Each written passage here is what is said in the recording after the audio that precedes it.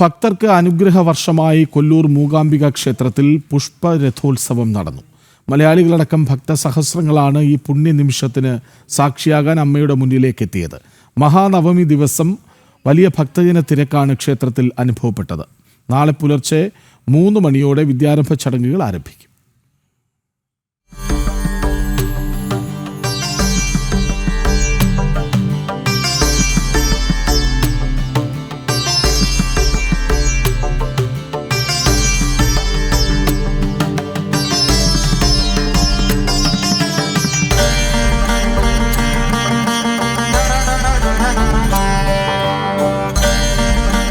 സർവ്വതും അമ്മയിലേക്ക് സമർപ്പിച്ച നിമിഷങ്ങൾ. പ്രാർത്ഥനയോടെ 10,000ങ്ങൾ. ഭക്തിയും വിശ്വാസവും പാരമ്യത്തിൽ. ഉച്ചയ്ക്ക് 1:15 ഏറ്റവും മനോഹരമായി ഒരുക്കിയ പുഷ്പരഥത്തിലേറി അമ്മ ക്ഷേത്രത്തിന് വലം വെച്ചു.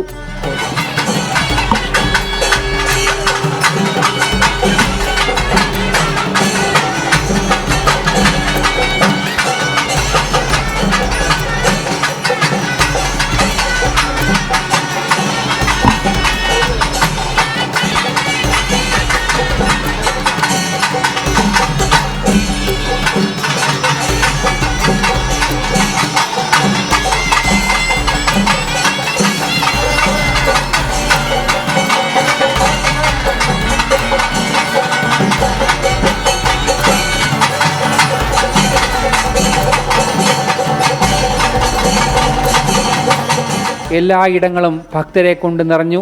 എങ്ങും ദേവീ മന്ത്രധ്വനികളാൽ മുഖരിതമായ അന്തരീക്ഷം. അമ്മയുടെ അനുഗ്രഹ വർഷമായി പുഷ്പരഥോത്സവം.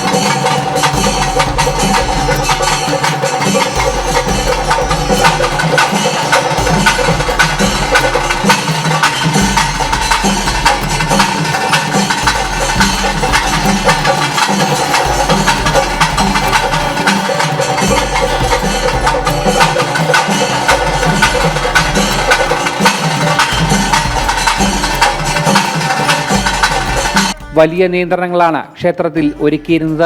അത്രയധികം ഭക്തജന തിരക്കായിരുന്നു അനുഭവപ്പെട്ടത്. ഈ ദിവസം അമ്മയുടെ സന്നിധിയിലെത്താൻ കഴിയുന്നത് വലിയ ഭാഗ്യമായാണ് ഭക്തർ കാണുന്നത്. സന്നിധിയിലേക്ക് ഒരാൾക്ക് വരണമെന്ന് വിചാരിച്ചാൽ വരാൻ പറ്റില്ല എന്നാണ്.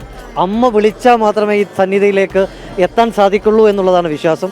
ഇന്നലെ തന്നെ ഞാനിവിടേക്ക് വരാൻ അവസാന നിമിഷമാണ് തീരുമാനിക്കുന്നത്, വരാൻ വേണ്ടി സാധിക്കുന്നത്. എല്ലാ വർഷവും പറ്റാവുമ്പോഴൊക്കെ അമ്മയുടെ സന്നിധിയിലേക്ക് ഓടിയെത്താറുണ്ട്. വല്ലാത്തൊരു അനുഭൂതിയാണ്. പ്രത്യേകിച്ച് വലിയ മഴ പെയ്യുന്നു, അവിടെ രഥം അമ്മ പുറത്ത് അമ്മയുടെ രഥത്തിലുള്ള എഴുന്നള്ളത്ത് നടക്കുന്നു. വല്ലാത്തൊരു അനുഭവമാണ്. ഭക്തജനങ്ങളുടെ മനസ്സിൽ ഒരു ആനന്ദ നിർവൃത്തി തന്നെയാണ് ഈ സാഹചര്യം എന്ന് പറയുന്നത്. 10,000കണക്കിന് പേരാണ് ഇവിടെ എത്തിയിരിക്കുന്നത്. ഇനി അടുത്ത വർഷത്തേക്കുള്ള കാത്തിരിപ്പിലാണ് അമ്മയുടെ മക്കൾ. പുഷ്പരഥോത്സവത്തിന് ശേഷവും വലിയ ഭക്തജന തിരക്കാണ് ക്ഷേത്രത്തിൽ അനുഭവപ്പെടുന്നത്. നാളെ പുലർച്ചെ 3 മണിയോടെ വിദ്യാരംഭ ചടങ്ങുകൾ ആരംഭിക്കും. കേരളത്തിൽ നിന്നടക്കം 10,000ങ്ങൾ ഈ ചടങ്ങിലേക്കും ക്ഷേത്രസന്നിധിയിലേക്ക് ഒഴുകിയെത്താനാണ് സാധ്യത. ടീം ജനം, കൊല്ലൂർ. അരുൺ കൊടുങ്ങൂർ ഒപ്പം ചേരുന്നുണ്ട് തത്സമയം. അരുൺ, വലിയ ഭാഗ്യവാനാണ്. മിക്കവാറുമൊക്കെ വിജയദശമി ദിനത്തിൽ കൊല്ലൂർ മൂകാംബിക ക്ഷേത്ര നടയിൽ അരുൺ എത്താറുണ്ട്. ഇത്തവണ വലിയ തിരക്കാണെന്നറിയാം. അതായത് വിജയദശമി തലേന്നത്തെ രാത്രി എങ്ങനെ?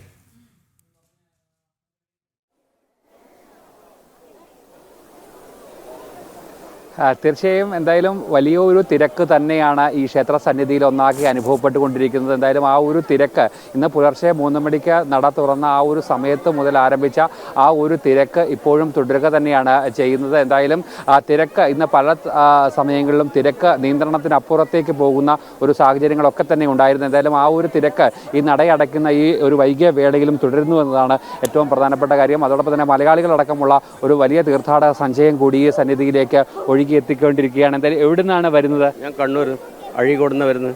എല്ലാ വർഷവും വരാറുള്ളതാണ്. കഴിഞ്ഞ നവരാത്രിക്ക് വന്നിട്ട് നിങ്ങൾ തന്നെ എടുത്തിരുന്നത്. അതുകൊണ്ട് ഇനിയും നിങ്ങളുടെ കൂടെ തന്നെ എന്നെയും എടുക്കാനുള്ള യോഗം ഉണ്ടാവട്ടെ. ഇന്നത്തെ ഒരു അനുഭവമുണ്ട് ഈ പുഷ്പ രഥോത്സവം നടക്കുക എന്നത്. ആ ഒരു സമയത്ത് അതോടൊപ്പം തന്നെ ഈ നവരാത്രി ദിവസം ഇവിടേക്ക് എത്തുക എന്നത് ഒരു വലിയ ഭാഗ്യമായി തന്നെയാണ്. യോഗയായിട്ട് തന്നെ കാണുന്നത് കാണാൻ പറ്റി. പിന്നെ രഥത്തിന് ദേവിയെ എടുത്തിട്ട് പോകുന്നത് ലൈവായിട്ട് വളരെ അടുത്തുനിന്ന് കാണാൻ പറ്റി.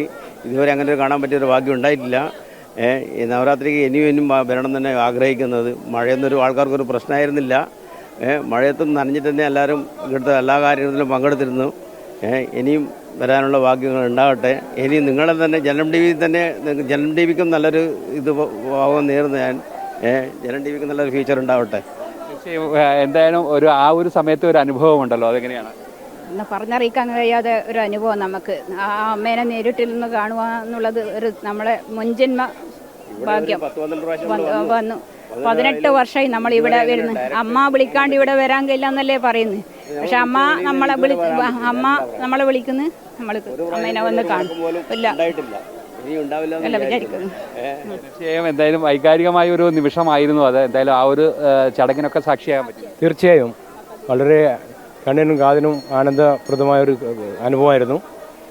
ഞാൻ കണ്ണൂർ ഡിസ്ട്രിക്ട് കടമ്പേരി എന്ന ഗ്രാമത്തിൽ നിന്ന് വരികയാണ്. വളരെ സന്തോഷം. എല്ലാ വർഷവും വരാൻ പറ്റട്ടെ എന്ന് ആഗ്രഹിക്കുന്നു. അതുതന്നെയാണ് എന്തായാലും എല്ലാവരുടെയും മനസ്സിൽ ആ ഒരു നിമിഷം തന്നെയാണ്. അതിലും കൂടുതൽ ഭക്തരൊക്കെ തന്നെയുണ്ട്. എന്തായാലും ആ ഒരു ചടങ്ങ് അത് തന്നെയാണ് ഇന്നത്തെ ഏറ്റവും പ്രധാനപ്പെട്ട ഒരു ചടങ്ങ്. അതോടൊപ്പം തന്നെ ഈ നവരാത്രി ദിവസം ക്ഷേത്ര സന്നിധിയിലേക്ക് എത്താൻ കഴിയുന്നു എന്ന് തന്നെയല്ലേ ഏറ്റവും ഒരു മഹാഭാഗ്യമായി കാണുന്നത്. അയ്യോ, അത് പറയാൻ പറ്റുന്നതിനപ്പുറം മഹാഭാഗ്യം തന്നെ. എത്രയോ നവരാത്രിയായി ഇവിടെ കൂടുന്നത്. ആ അമ്മയുടെ സന്നിധിയിൽ നിന്ന് അമ്മയുടെ രഥത്തിൽ വലിക്കാൻ പറ്റുന്നതിന് മഹാഭാഗ്യമായിട്ടാണ് കാണുന്നത്.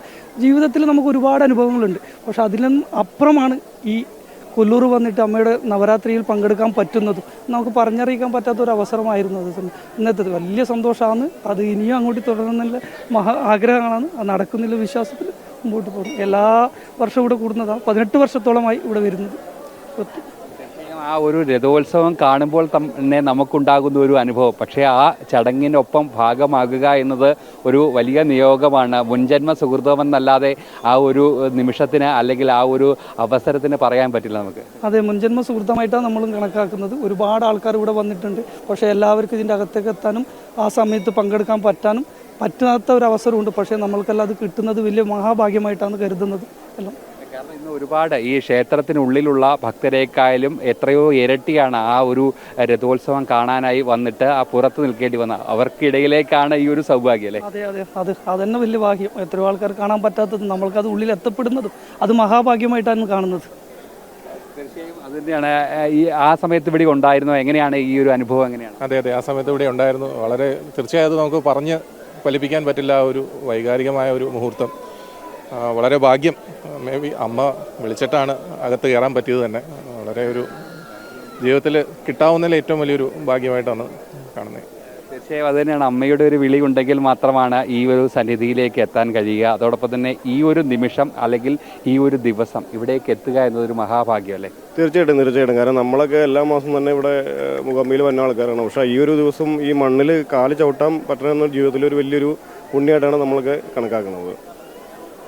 അത് തന്നെയാണ് കൃഷ്ണരാജ. എന്തായാലും വൈകാരികമായ ഒരു മുഹൂർത്തത്തിലേക്ക് തന്നെയായിരുന്നു ഇന്ന് പോയിരുന്നത്. കാരണം എല്ലാവർക്കും അമ്മയുടെ ആ പുഷ്പരഥത്തിലേറി അമ്മ വരുന്ന ആ മനോഹരമായുള്ള ഒരു കാഴ്ച കാണാൻ കഴിയുക എന്നത് തന്നെയാണ് ഒരു ഭക്തനെ സംബന്ധിച്ചോളം, അമ്മയുടെ മക്കളെ സംബന്ധിച്ചോളം ജീവിതത്തിലെ ഏറ്റവും പ്രധാനപ്പെട്ട നിമിഷങ്ങൾ. ആ നിമിഷങ്ങൾക്ക് സാക്ഷിയായി ഏതായാലും അമ്മയെ ഒരു നോക്ക് കണ്ട് വണങ്ങുന്ന ഒരു തിരക്കിൽ തന്നെയാണ് ഭക്ത സഹസ്രങ്ങളൊക്കെ തന്നെയുള്ളത്. എന്തായാലും വലിയ രീതിയിലുള്ള ഒരു ഭക്തജന തിരക്കാണ് ക്ഷേത്ര സന്നിധിയിൽ അനുഭവപ്പെടുന്നത്. നാളെയും സമാനമായുള്ള ഒരു തിരക്ക് ഈ ക്ഷേത്ര സന്നിധിയിൽ ഉണ്ടാകും. അതിനനുസരിച്ചുള്ള ഒരു ക്രമീകരണങ്ങളാണ് ഒരുക്കിയിരിക്കുന്നത്. പുലർച്ചെ 3 മണിയോടെ വിദ്യാരംഭ ചടങ്ങുകൾ ആരംഭിക്കുമെന്നാണ് ഇപ്പോൾ അധികൃതർ അറിയിച്ചിരിക്കുന്നത്. കൃഷ്ണരാജ്, അതായത് ഇന്ന് അരുൺ കൊടുങ്ങൂരിന് ഉറക്കമില്ല. സമയം 9:30 കഴിഞ്ഞിട്ടും അവിടെ വലിയ തിരക്കാണ് ഭക്തജനങ്ങളുടേത്. പുലർച്ചെ 3 മണിക്ക് വിദ്യാരംഭ ചടങ്ങുകൾ ആരംഭിക്കുകയും ചെയ്യും. തത്സമയ വിവരങ്ങൾ നൽകുകയായിരുന്നു മൂകാംബിക ക്ഷേത്രത്തിൽ നിന്ന് അരുൺ കൊടുങ്ങൂർ.